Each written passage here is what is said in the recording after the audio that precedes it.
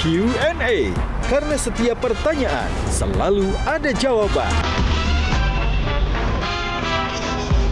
Dipandu oleh Yohana Margareta. Panelis kita hari ini. Kenapa takut sama pengawal? Nggak bisa nakal lagi. Membangun chemistry dengan teman kerja, teman siaran, sama membangun chemistry dengan Pak Wakil, itu sama atau beda sih? Memangku jawaban sebagai pejabat publik, kita harus bertanggung jawab. Yang pertama kepada Tuhan, kepada masyarakat, dan kepada partai. Ada kemungkinan pemilu berikutnya, pilkada berikutnya, Nasdem nggak nyalonin Farhan. Farhan jadi anggota DPR bisa apa? Paling pelongo, paling tidur. Pastikan bahwa Anda punya jaringan yang kuat dengan partai politik. Orang mengenal beliau sebagai budayawan, tapi saya lebih mengenal dia sebagai buayawan.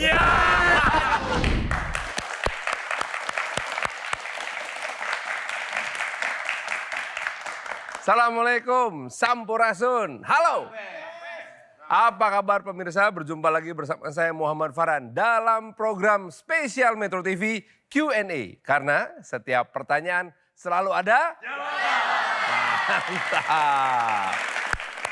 Terima kasih kepada para pemirsa yang sudah setia menonton Q&A di Metro TV. Dan terima kasih juga kepada para penonton yang sudah hadir di studio hari ini. Yaitu para mahasiswa dari Universitas Pamulang. Dan yang paling penting tentunya para panelis yang sudah hadir pada malam hari ini. Ini ada Kang Maman 1965, tepuk tangan hadirin sekalian. Lahir di tengah revolusi. Dan ada Ronald Surapraja. Mega mendung. Nggak boleh udah. Ada masanya Ronald derajatnya lebih tinggi dari saya. Karena saya hanya calon wali kota, dia calon wakil gubernur. Jawa Barat. Tapi tentu sekarang berbeda, karena saya menang, dia tidak.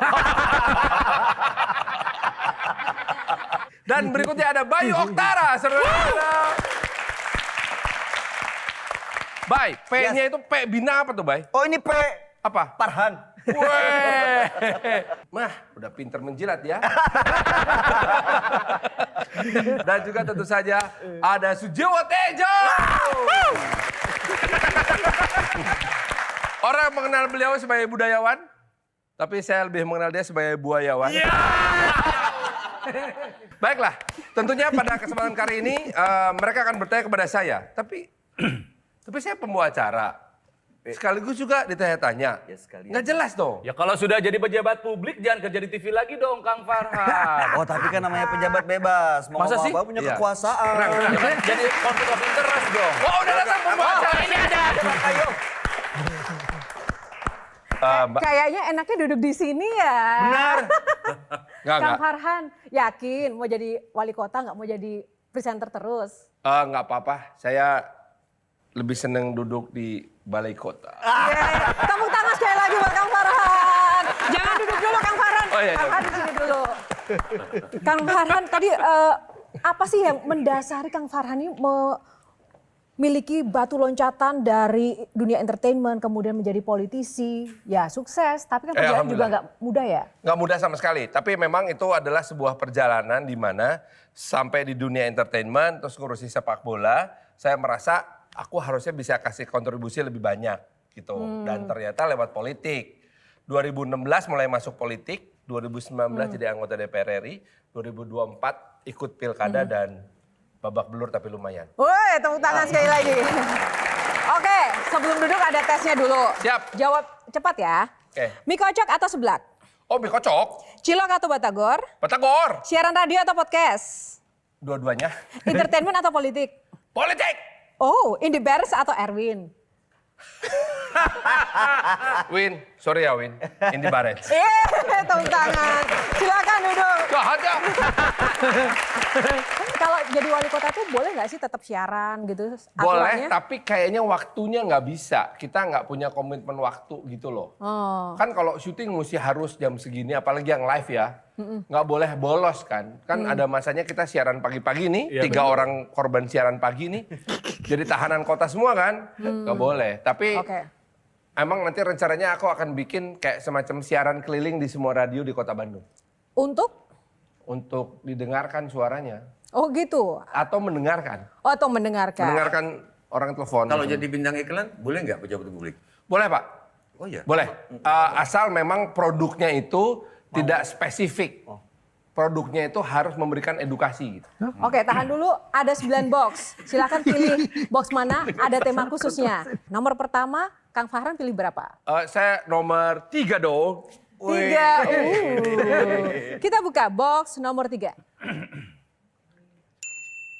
Paris Van Java. Oh wow.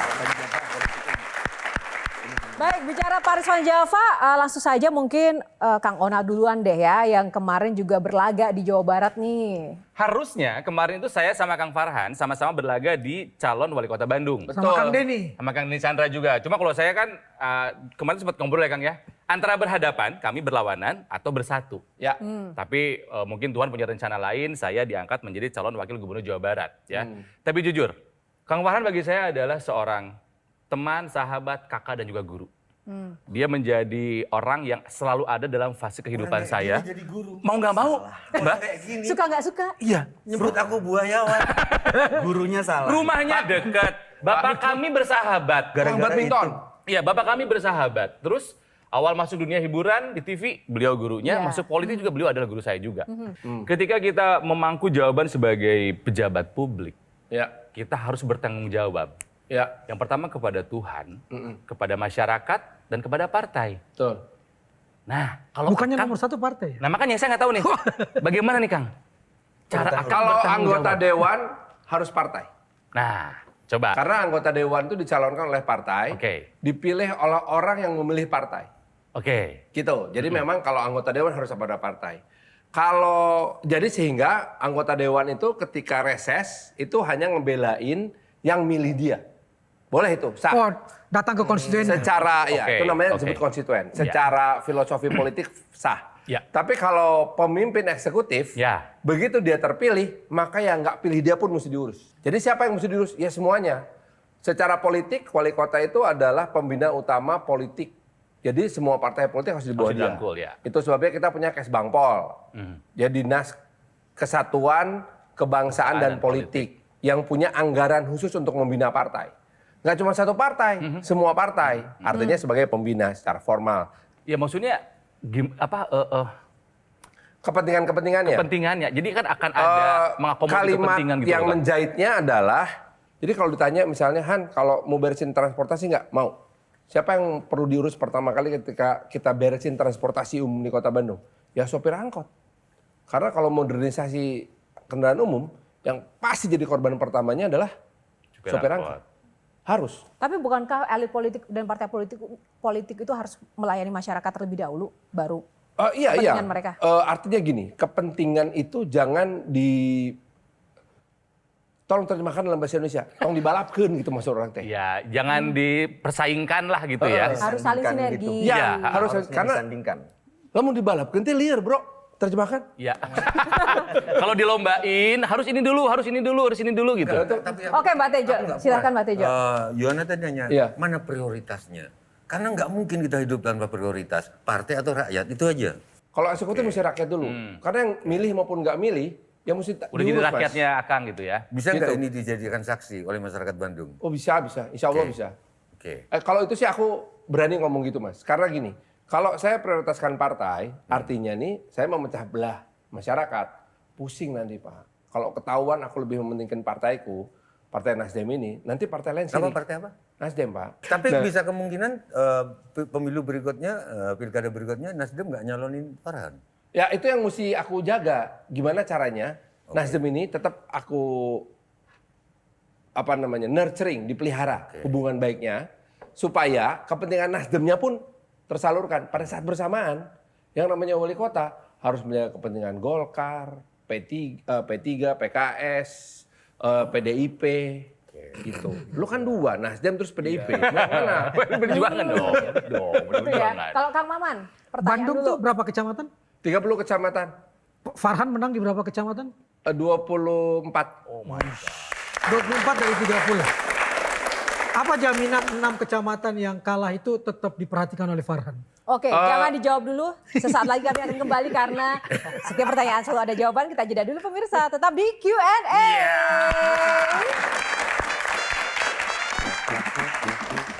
Q&A kita di 97,8 FM. Halo. Dengan Halo. siapa? Dengan siapa? Ya, dengan siapa nih?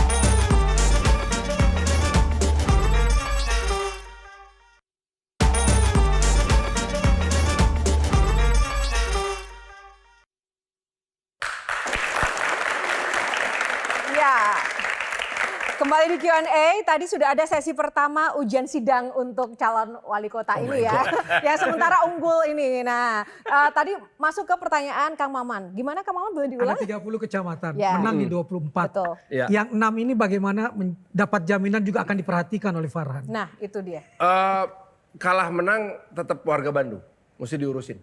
Pasti diurusin. Karena nggak boleh juga nanti tiba-tiba di kecamatan tersebut gitu ya, malah nggak cukup maju gitu. Bahkan beberapa kecamatan tuh tempat saya tinggal.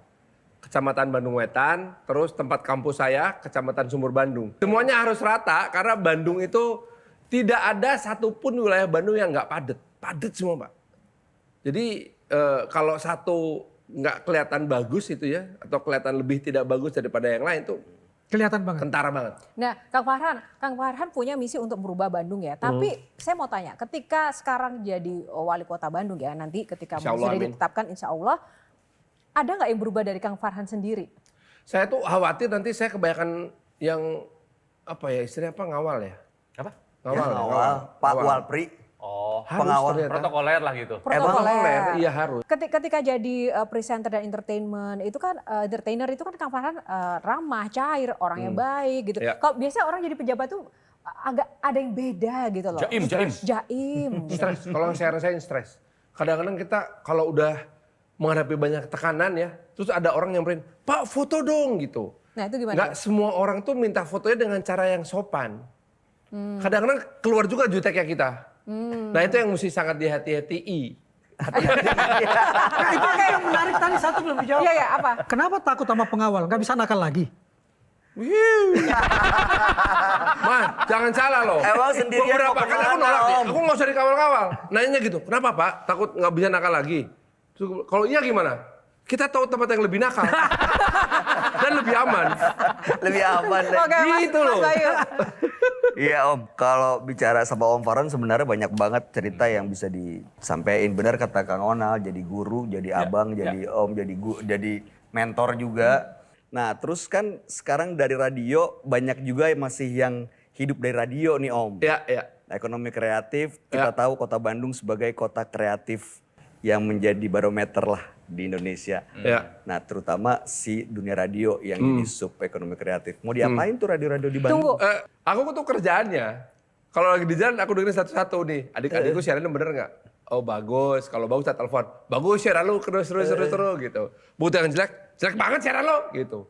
Udah ditelepon 3 kali masih jelek aja. Disamperin. Samperin. Saya samperin, duduk, saya ketok studionya. Apa Om? Siaran lu jelek banget. Gini caranya. Ayo ngomong gini. Ya gitu. Radio Ini di Bandung radio gimana di ini? Bandung akan dikemanain? Jumlahnya 50 Radio lebih tengah loh. yang era menggunakan digital ini. frekuensi free to air memang sekarang sedang terancam karena jumlah pendengarnya lagi turun. Maka kita mesti mengubah paradigma ya. Ada yang namanya itu istilah teknisnya konvergensi media, tapi tidak semudah itu. Maka yang paling gampang bisa dilakukan sekarang adalah studio radio harus berfungsi juga menjadi studio podcast. Nah, jualannya dari podcast. Mesti beda nih ininya apa namanya mindset bisnis modelnya. Tapi radio masih relevan nggak sih di era sekarang tuh? Sangat.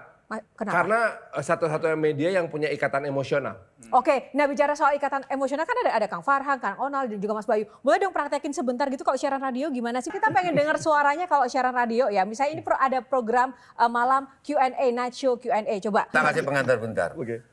Saya pernah siaran radio juga di Continental Bandung, tapi saya mau ceritakan tentang Ida Farida. Ida Arimurti kali. Ida Arimurti, sorry. Ida Arimurti.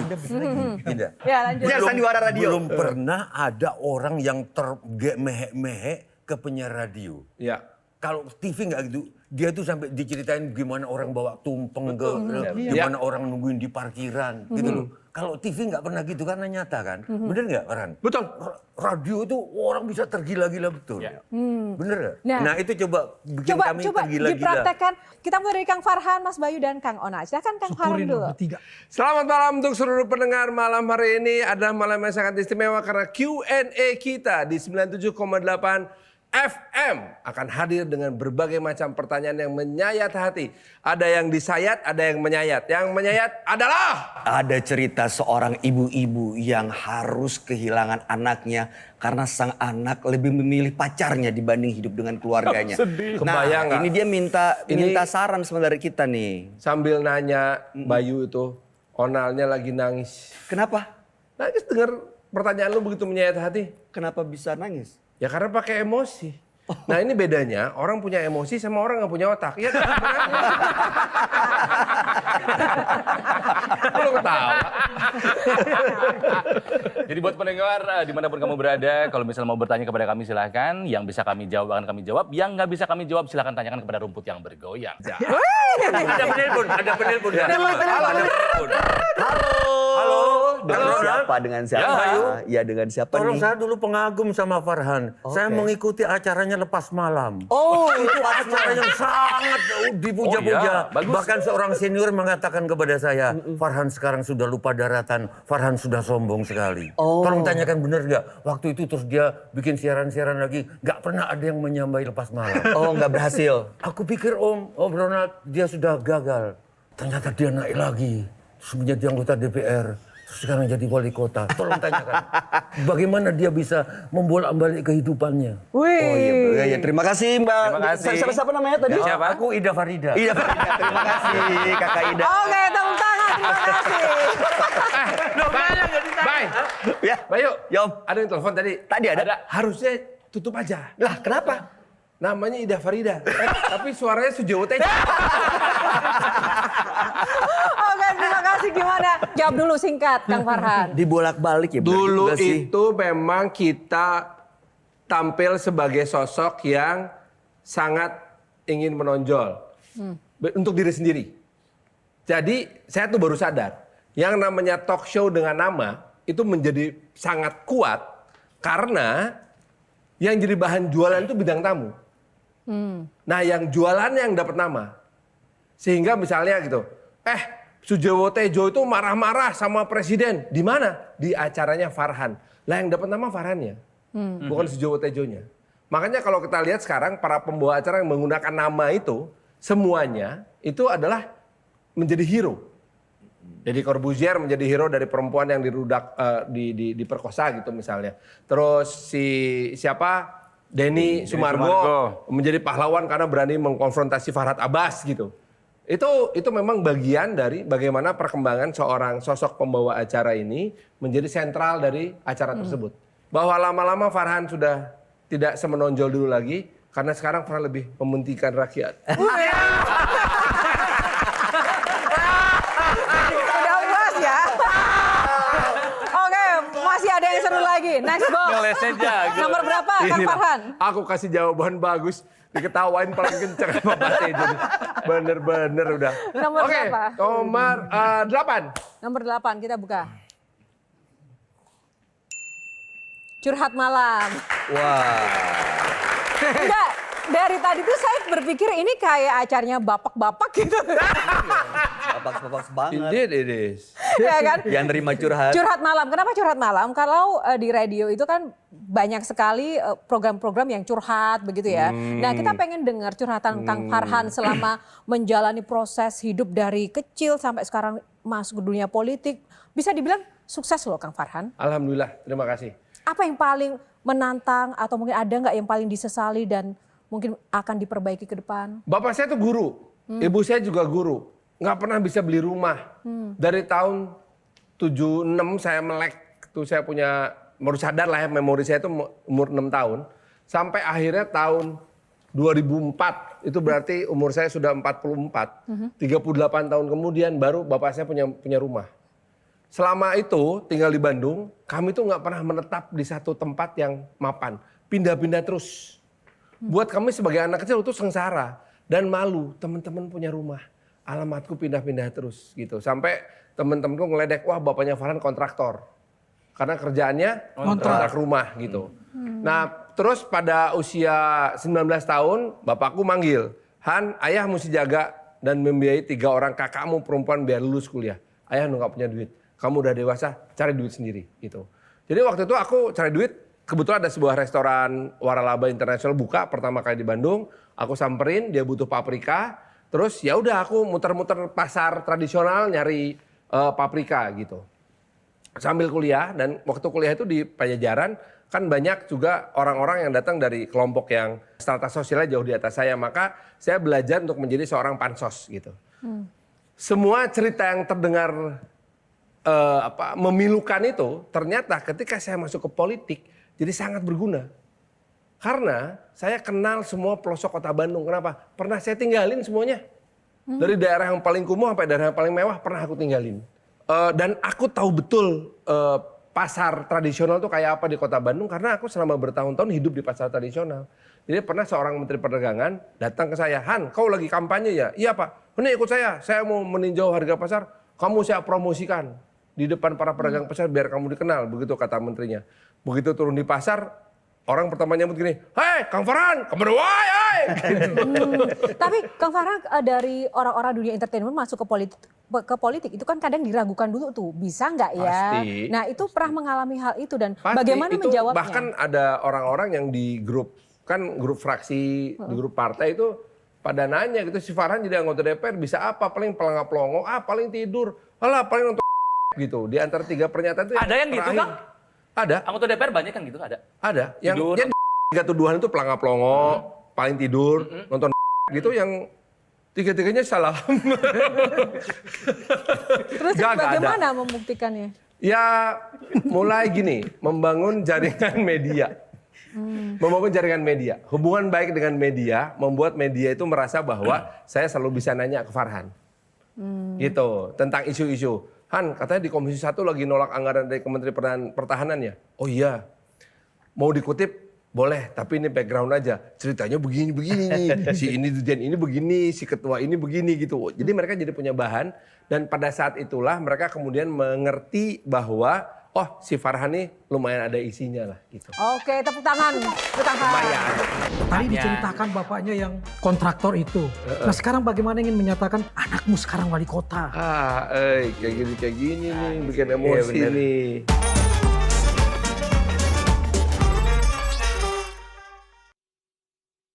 Nung yang ada.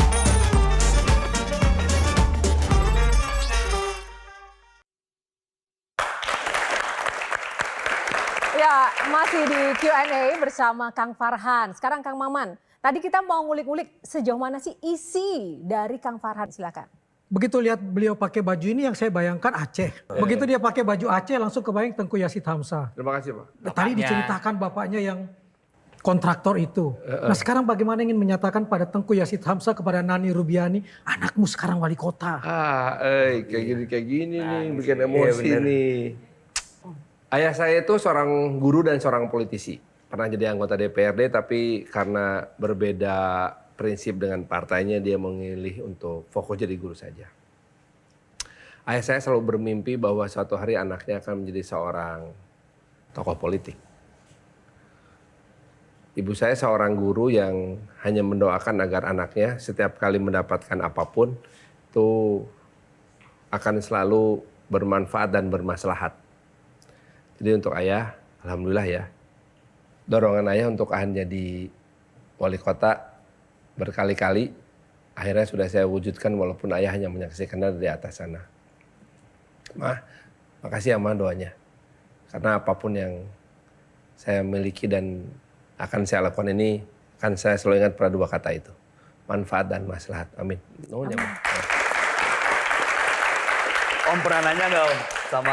Sama Mama kan pernah ngelihat saya langsung Om gimana dekatnya sama Mama gitu. Pernah nanya nggak sama Mama? Dari sekian anaknya mana yang paling bikin bangga gitu? Di antara Abang saya yang kedua. Oh bukan Om. Kan sebagai anggota DPR aku di foto gede gitu ya. Gede banget fotonya. 60x90. Taruh di kamar, di rumah ibuku. Terus ibuku setiap kali lewat gini, lihat itu anakku, ganteng ya? Iya. Nah di sebelahnya ada foto abangku lagi main gitar. Terus dibilang gini, Farhan itu ganteng, tapi nggak bisa apa-apa, nggak kayak Agam. Agam jago main gitarnya. Ya ibuku begitu itulah.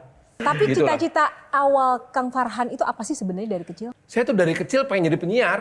Jadi umur 8 tahun, ketika orang bilang pengen jadi dokter, pilot, presiden apa, enggak, aku pengen jadi penyiar karena pernah dalam suatu momen, jam 4 sore aku inget banget, umur 8 tahun, aku mendengarkan seorang penyiar membawakan acara anak-anak di Radio Fortune Kota Bandung. Aku dengerin selama 2 jam, aku terbawa emosi. Terus aku membayangkan, ini orang hebat banget ya.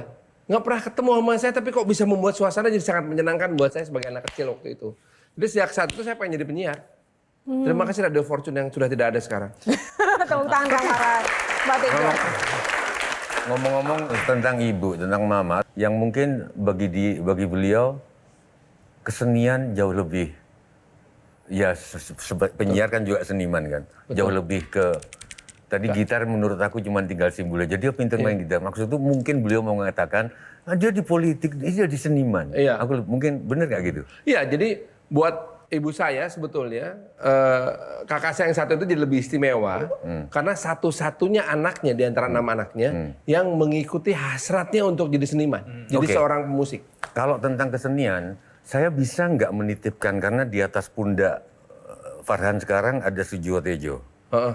Saya orang Bandung walaupun di Jakarta. Iya, Orang betul, yang pernah tinggal di Bandung nggak akan pernah bisa tinggal di Bandung. Setuju.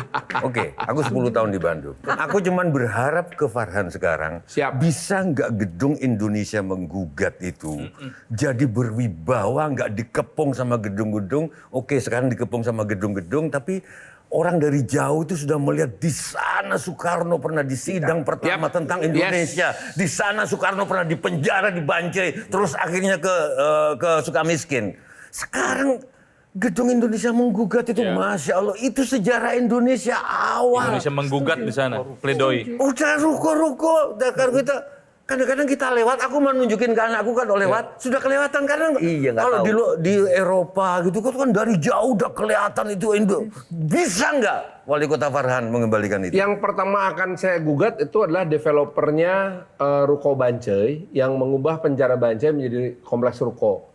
Saya protes karena dari pinggir jalan tuh nggak kelihatan bahwa ada sebuah plaza. Di situ ada patung Iya, Soekarno Soekarno sedang pertama lagi duduk di begitu. sel nomor bertempat 5. kaki, skena, duduk Sel skena. nomor 5. Sel nomor 5. Sel Ya, nomor 5. dan ada sel nomor 5. Saya bilang, ngapain begini? Ini nggak kelihatan, orang nggak peduli. Udah itu dipagar, orang nggak boleh masuk. Jadi nanti saya akan minta sama developernya, itu dikorbankan jadi sebuah plaza. Oke. Kenapa saya bisa begitu? Karena tahun depan HGB-nya habis. Oh gitu. Loh iya. Ada alasan ya? Selama ada HGB saya nggak bisa. Yang mengerikan jadi pemerintah kota adalah begitu kasih IMB dulu namanya, sekarang jadi namanya PGB, itu ya, penggunaan gedung dan bangunan. Itu sekali dikasih nggak bisa ditarik, Bos. Kalau ditarik, maka kerugian investasinya mesti kita yang ganti. Jadi ngasih izin itu mesti hati-hati banget gitu. Yang gedung Indonesia. Jadi nanti Indonesia Menggugat tidak boleh berdiri sendiri. Harus menjadi sebuah rangkaian cerita. Cerita tentang anak Surabaya yang ibunya dibuang dari Bali, kawin sama lurah di Surabaya. Jalan Ciatul 8. Betul. Kemudian dia bisa sekolah di Indonesia Hogeschool, tapi pada saat itu dia serumah dengan Cokro Aminoto sebagai gurunya, yang ngajari dia tentang kebangsaan dan keislaman, serta ada gurunya yang namanya Ahmad Bandung yang ngajari dia tentang ajaran Islam. Pada saat bersamaan dia dari Cokro Aminoto kemudian pindah ke rumahnya Bu Inggit. Jalan Ciatul 8. Jalan Ciatul itu. Jadi titik-titik ini akan kita berusahakan abadikan jadi sebuah cerita. Plus sebagai seorang arsitek dia pernah dipekerjakan oleh orang bikin rumah. Maka rumah-rumah itu akan kita abadikan. Dalam 5 tahun kira-kira bisa tidak mewujudkan? Bisa, asal gini. Pemerintah itu kan duitnya dikit. Untuk hal seperti itu ya, duitnya dikit Pak.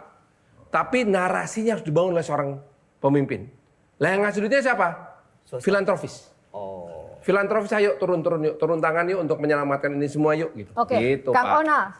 Masih tentang personal Kang Farhan ya? Ya.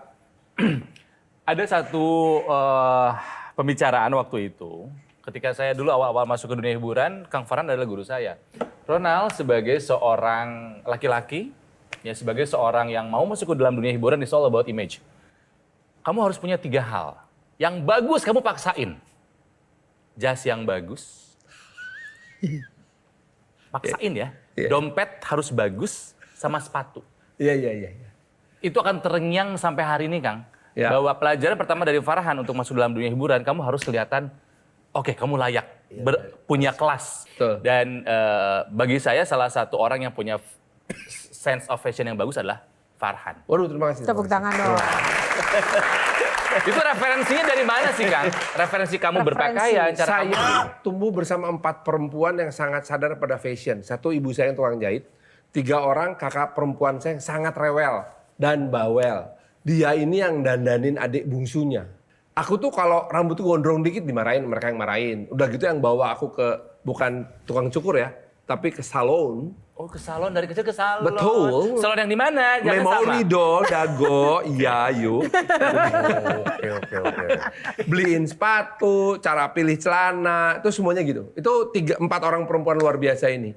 Dan kalau sampai ternyata baju yang cocok buat aku itu mahal, maka ibuku yang akan ngejahitinnya. Silakan, Kang Maman. Cita-cita jadi penyiar dari kecil. Iya, Pak. Sampai jadi penyiar di Australia. Iya, Pak. Kenapa pulang hanya karena mendengar lagu Sambut Katulistiwanya Kristus? Iya, jadi di Sydney itu ada sebuah bukit namanya Mrs. Maguire's Chair. Itu titik terindah untuk melihat harbor berserta dengan opera house-nya gitu. Lagi duduk di situ musim dingin gitu kan, tiba-tiba pakai Walkman zaman dulu. Walkman. Baru dapat kaset kiriman Chris yang akustik itu. Iya. Dengerin. Ting tiring ting ting. Hidup sejahtera. di Katulistiwa. Aduh, hamilnya kedinginan Pak, 4 derajat Celcius. Aku bilang gini, ini kalau di Indonesia nggak begini nih, umurku baru 26, aku kangen kepada masakan ibuku. Maka minggu depannya aku menyatakan, Pak, aku nggak perpanjang. Mister, aku nggak perpanjang kontrak. Mister, aku pulang ke Indonesia, kerja di Surabaya. Wow. Kang Farhan masih ada satu nih yang harus dijawab sama Kang Farhan. Kita mau tunjukin sejumlah foto. Silakan love meter 1 sampai 10 nilainya berapa ya? Love meter ya? Love meter. Layar Indi Beren 1 sampai 10. 8. Wah, Lah, kok nggak 9, kok nggak 10? lo ketinggian. Erwin Parangkuan. 8 juga. Nggak 8. Dia- bisa. Tadi kan yang dipilihnya ya, Indi, bukan Erwin. Kok nilainya sama? Ya udah, Konsisten dong. 7 lu, Win. Iya. 7. Yang ketiga, silakan. Asri Bang. Aduh, Sri, tadinya 8, tapi karena kamu sedang menghadapi masalah rumah tangga, aku beri 9. Gara-gara itu. Kok jadi Kok gara-gara itu? Lo ya? empati. Tambah 1 poin. Sri. Wah, siap Kang Haji. Oh, ini wakilnya. Untuk Pak Erwin saya kasih 10, Pak. Wah. Yang ngasih gede pasti ada kepentingan. Itu sih kita nggak bisa bohong. Jadi habis berapa kemarin? Habis-habisan, Pak.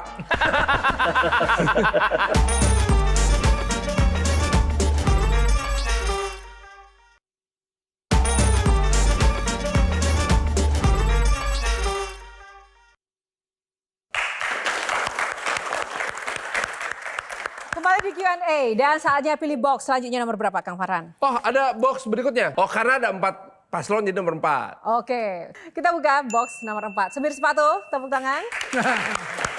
Nah, kenapa semir sepatu? Karena sempat lihat di postingan Kang Farhan ya, tentang semir sepatu dan lagi nyemir sepatu. Iya. Ternyata ada makna mendalam. Kenapa Kang Farhan? Makna dari semir sepatu bagi Kang Farhan. Ayah saya itu kolektor sepatu. Setiap hari Sabtu dia ajak saya untuk sama-sama bersihin sepatu. Jadi saya terbiasa dengan kondisi di mana sepatu tuh mesti bersih gitu. Nah, setelah dewasa kan kalau begitu kita masuk ke dalam dunia hiburan ya, setiap kali mau manggung tuh kita pasti nervous kan. Salah satu cara zen saya untuk menenangkan diri saya adalah saya harus nyemir sepatu sendiri. Saya nggak pernah membiarkan orang lain nyemirin sepatu saya. Itu tenang banget saya gitu. Sambil ingat-ingat saya mesti ngapain tuh paling enak tuh nyemir sepatu. Ada Kayaknya- kepuasan tersendiri gitu. Kalau sekarang kayaknya bukan semir sepatu deh kan. Tapi Semir rambut, udah putih. Itu nggak umur bisa sendiri. 45 saya memutuskan untuk tidak ke salon lagi. Jadinya seperti ini. Karena ketika Anda menjadi tua pilihannya hanya 2. Rambut putih atau rambut habis. Ini. Tapi Lo ini kan? Oh, itu gara-gara umur. Umur.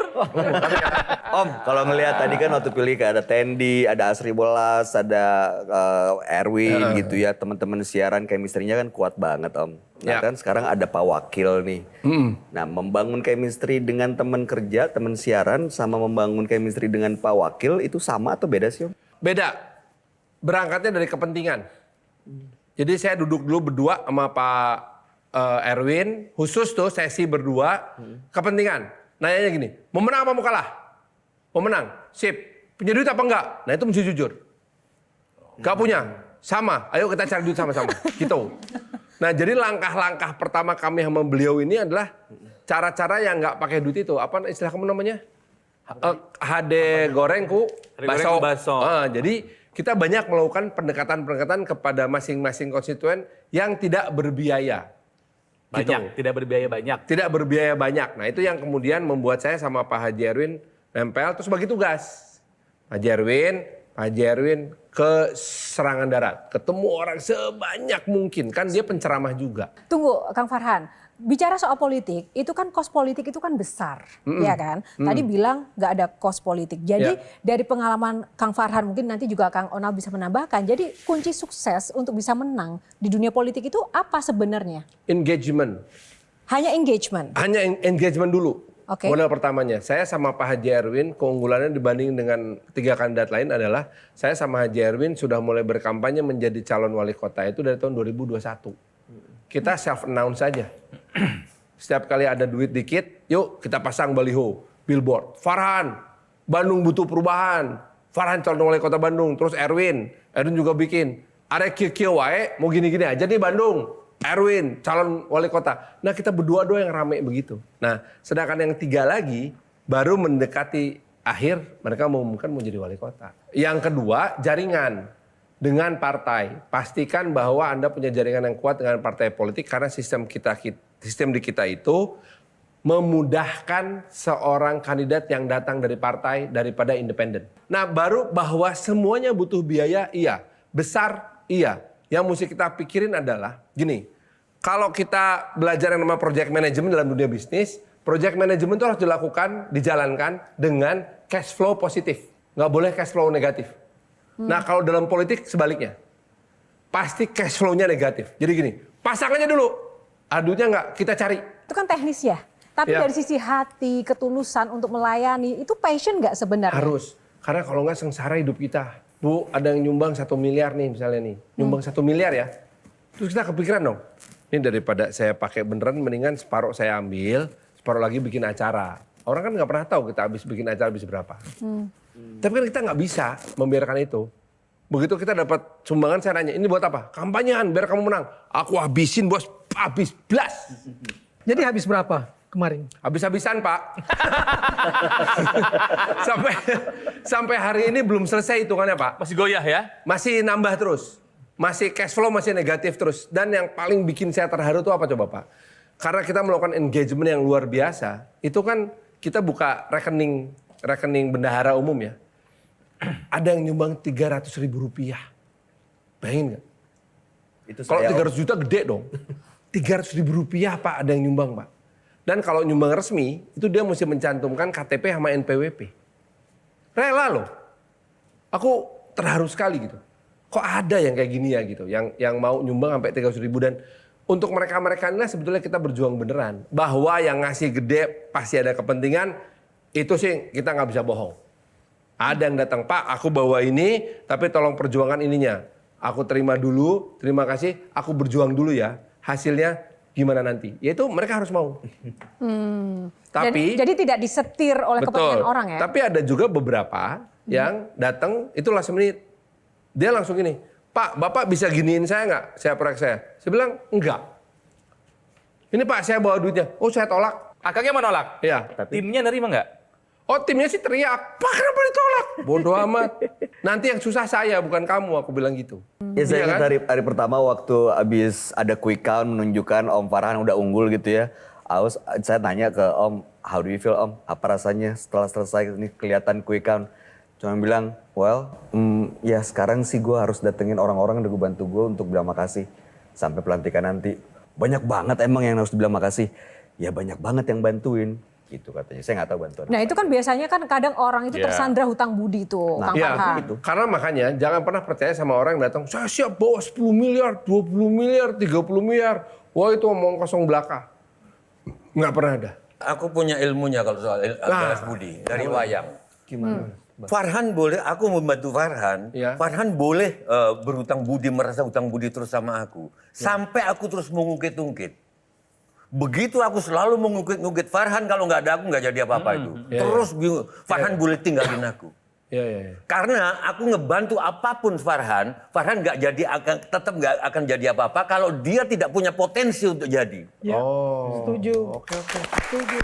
Dalam itu. Oke, jawab ini Aryo Bayu. Segitu banyak yang Aryo Bayu. Pak, Aryo Bayu lebih ganteng, Pak. Tinggi. Aryo Bayu sama aku gantengan aku, Mbak. Gantengan kenal dia. Gantengan Aryo Bayu. Oh, kenapa? Tapi dia udah botak, Cok. Jawab pertanyaan Bayu Yang mana Bayu tadi? Aku lupa. banyak banget yang harus diucapin makasih. Iya, teman-temanku tuh ada ya yang mendampingi aku tuh bikin list. Minggu ini ketemu sini. Minggu ini ketemu sini. Ada satu kelompok besar ya yang terbagi dalam beberapa faksi. Nggak mau aku kumpulin semuanya ya 1.000 orang itu nggak mau. Mereka pengennya ketemu dalam 7 bagian. Ini kayaknya di ujung nih sebelum pelantikan mesti aku ketemuin. Dan satu hal konsekuensinya juga siap ditinggalkan jika tidak bisa memenuhi kepentingan para pihak Iya, yang mungkin itu ada berat sih. maksud tadi. Itu berat berat ya. sih. Itu Tapi berat siap itu. Kang Farhan ya. Ya harus, karena bagaimanapun juga kalau ternyata pemenuhan bantuan dia itu menimbulkan konsekuensi hukum yang berat ya pusing. Kayak masalah ruslah tanah itu jebakan Batman paling berbahaya untuk eksekutif, terutama di daerah. Saatnya Kang Farhan yang closing statement. Terima kasih para sahabat. Saat-saat ini memang saat-saat saya mesti ketemu dengan semua sahabat-sahabat yang udah lama perjalanan kenal sama saya. Dan mengenang kembali serta diingatkan kembali bahwa saya berada di sini karena saya memulai dari satu titik tertentu. Artinya gimana? Saya hebat-hebatnya saya nggak boleh lupa diri. Insya Allah bisa jaga diri. Terima kasih. Baik, terima kasih Kang Farhan, terima kasih panelis dan teman-teman, tepuk tangan untuk Q&A malam ini. Terima kasih. Dan pemirsa, terima kasih untuk kebersamaan Anda. Semoga episode kali ini menginspirasi dan juga bermanfaat buat Anda. Tetap saksikan Q&A setiap hari Minggunya bersama saya Yohana Margarita karena setiap pertanyaan selalu ada jawaban. Sampai jumpa lagi, kami undur diri. Bye. Terima kasih Kang Farhan. Have fun. Thank you loh, keren loh. Metro TV. Jelajahi cara baru mendapatkan informasi. Download Metro TV Extend sekarang.